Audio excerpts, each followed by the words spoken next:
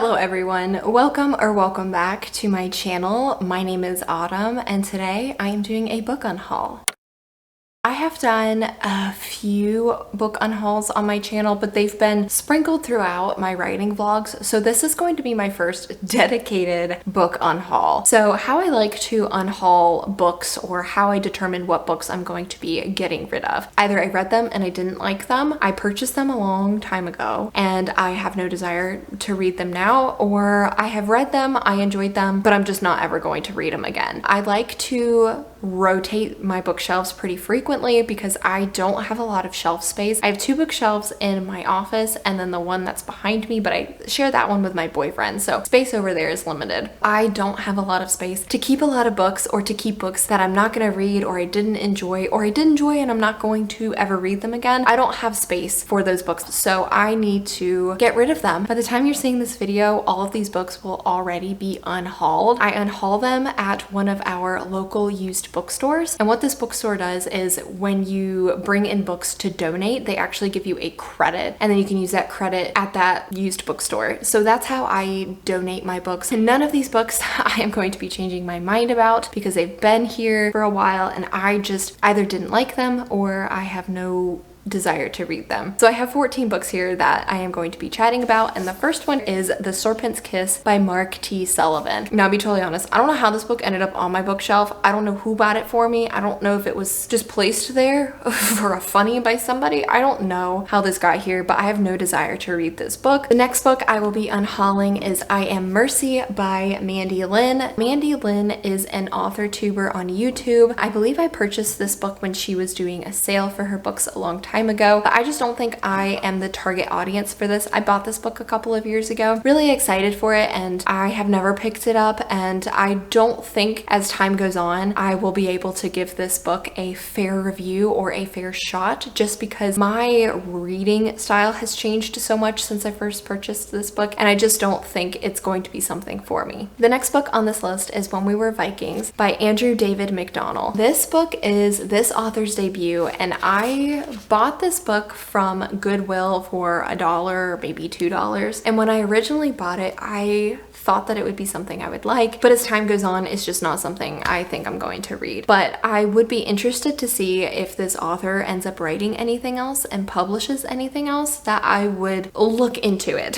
But the synopsis of this story says, sometimes life isn't as simple as heroes and villains. For Zelda, a 21-year-old Viking enthusiast who lives with her older brother Gert, life is best lived with some basic rules. Rule number 1, a smile means thank you for doing something small that I liked. Rule number 2, fist bumps and dabs equal respect. Rule number 3, strange people are not appreciated in her home. Rule number 4, tomatoes must go in the middle of a sandwich and not get the bread wet. Rule number 5, sometimes the most important things don't fit on lists. When Zelda finds out that Gert has resorted to some questionable and dangerous methods to make enough money to keep them afloat, Zelda decides to launch her own quest. Her mission? To be legendary. It isn't long before Zelda finds herself in a battle that tests the reach of her heroism, her love for her brother, and the depth of her Viking strength. When We Were Vikings is an uplifting debut about an unlikely heroine whose journey will leave you wanting to embark on a quest of your own, because after all, we are all legends of our own making. This sounds really cute and it sounds really fun. It's just not something I want to read anymore. The next one on this list,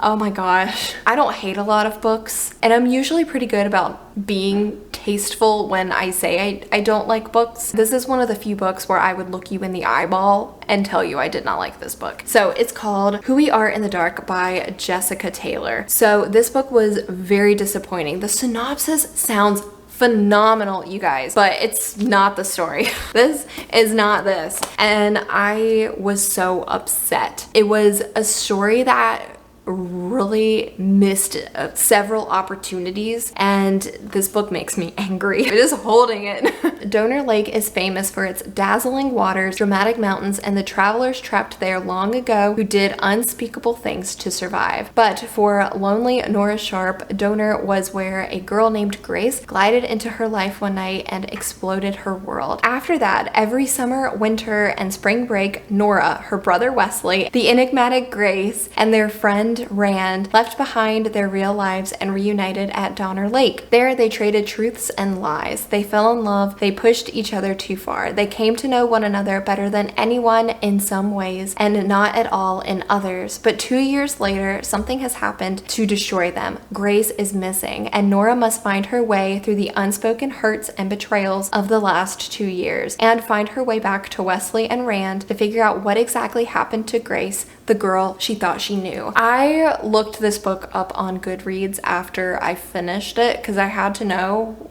what everybody else was saying about it. I was literally the only person who said who thought these not good thoughts about this book. So I don't know, I guess I just read a different book than everybody else did. But yeah, this one was pretty disappointing, and I am just gonna get rid of it because I'm never gonna read it again or recommend it to anybody. The next one up is The Dark Days Club by Allison Goodman. I read this entire series and I unhauled the other 2 books. I kept this book because I actually liked the first book in this series. Unfortunately, the other 2 books I did not really enjoy, so that was why I had unhauled them. But I kept this book in hopes that maybe one day I would want to reread it or anything, but I'll be totally honest, I don't ever want to reread this book because I was so upset with how the rest of the series went. So I'm gonna go ahead and unhaul it. The next book up is A Curse So Dark and Lonely by Bridget Kemmerer. I unhauled the other 2 books in this trilogy, I want to say last summer. I had kept this book on my shelves in hopes that I would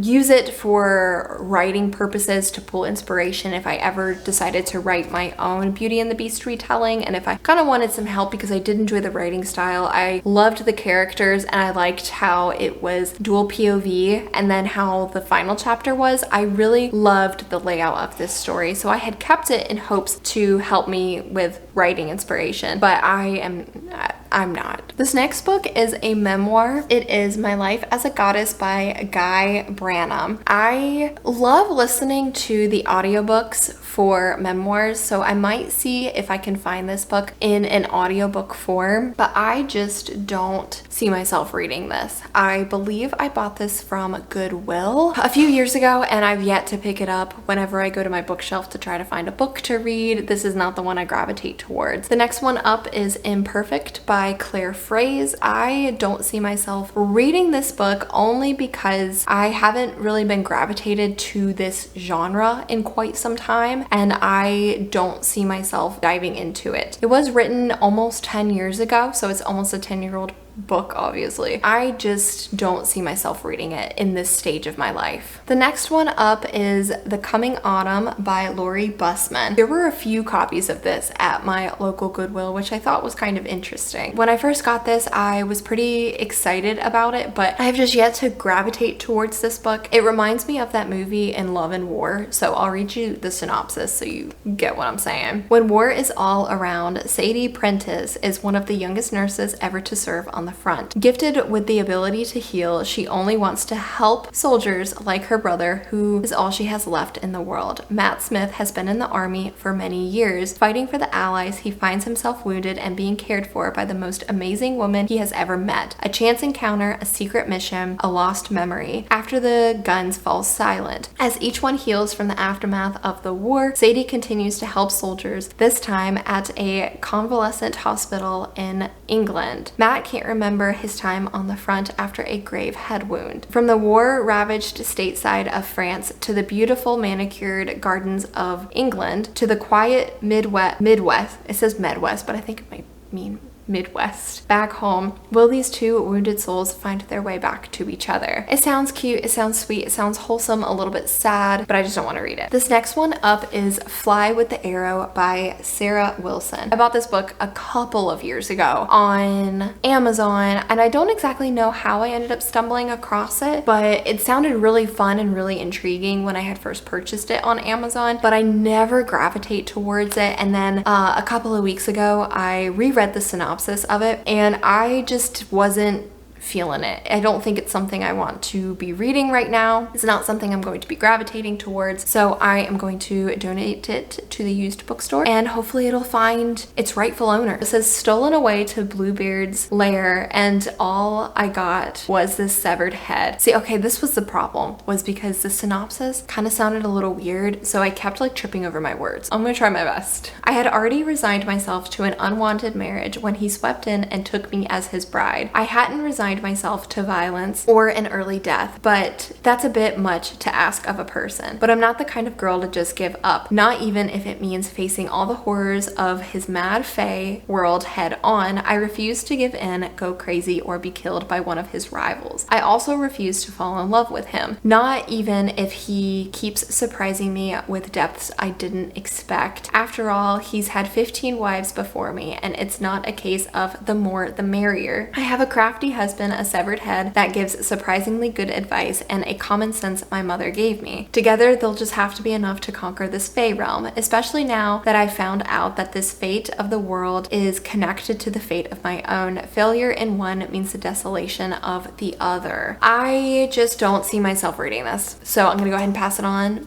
to the next person. Hot potato. So this next one, this topic is extremely sensitive and it's extremely hard for me to read. I just don't think I have it in myself to read this book just because of its topic. It gives me a lot of anxiety and I have to get rid of this book. And I hate that I have to get rid of it because it's a topic that people need to be aware of and that we need to talk about, but it's just so sensitive. It really just upsets me. This one is Sold by Patricia McCormick. It sounds like an absolutely hard-hitting story, and these topics are very sensitive and triggering for me, and I can't read it. So I need to pass this on to somebody else who either can read it or who needs to hear this story. I have 3 more up for you guys. The next one is City of Bones by Cassandra Clare. I have no desire to read this series. It is so dense that I, for one, don't even know where to begin. Like, I don't even know if I should begin with this book, but I don't even really want to. I've never watched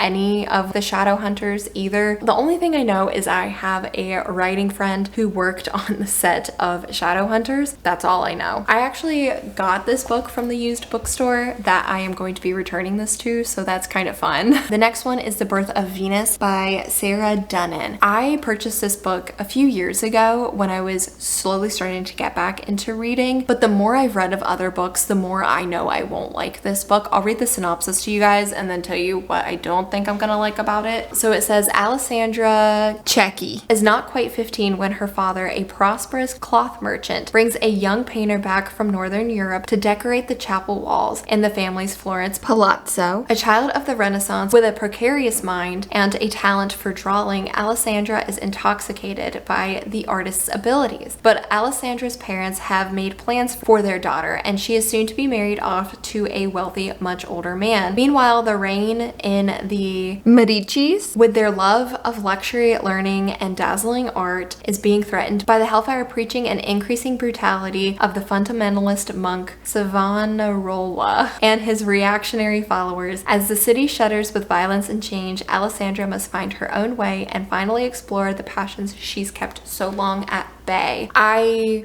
won't like this, and I don't know how much this actually plays a part in the story since I haven't read this book, but I don't like the idea of a 15-year-old girl getting married off to a much older wealthy man. I'm not gonna read it. The more of other books I've read, the more I've realized that this is not my taste in books. Rude.